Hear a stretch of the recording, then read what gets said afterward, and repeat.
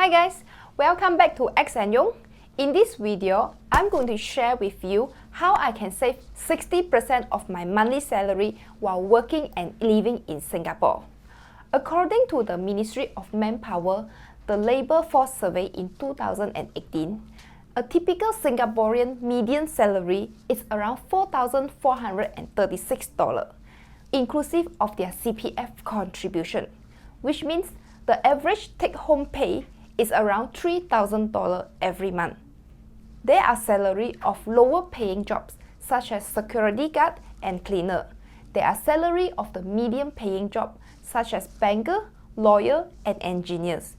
And of course, there are salaries of the extreme high-end job, which is the senior to top management in the MNC.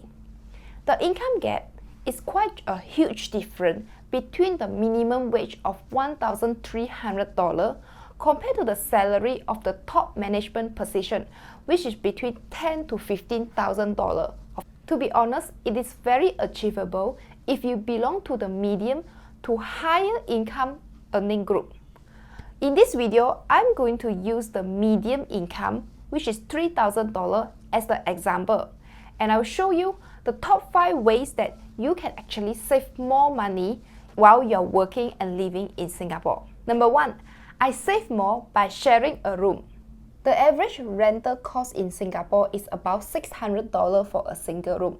However, we choose to rent a common room for 2 people to stay. It costs about $800 monthly.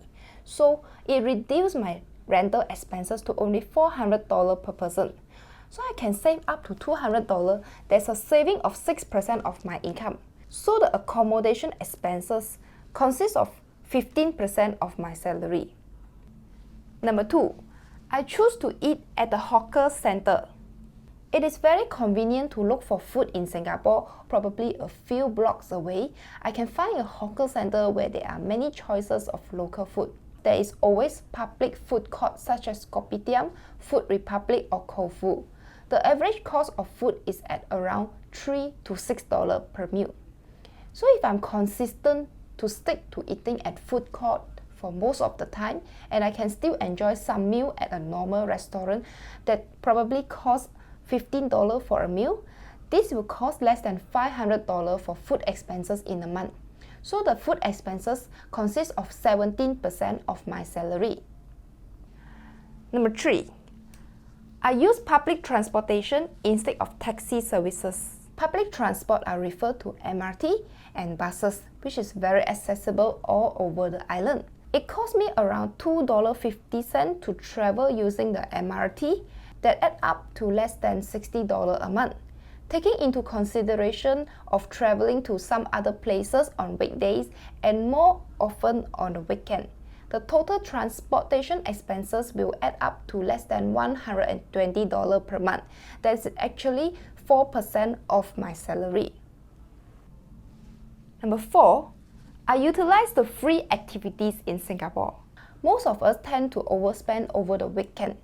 Actually, there are different types of activities that we can do at very little cost in Singapore. For example, places for hiking at MacRitchie, Mount Faber or Fort Canning Garden, free places to hang out such as Botanical Garden, Garden by the Bay, or window shopping, or even just spending some free time at the local library. Number 5, I buy what I need rather what I want.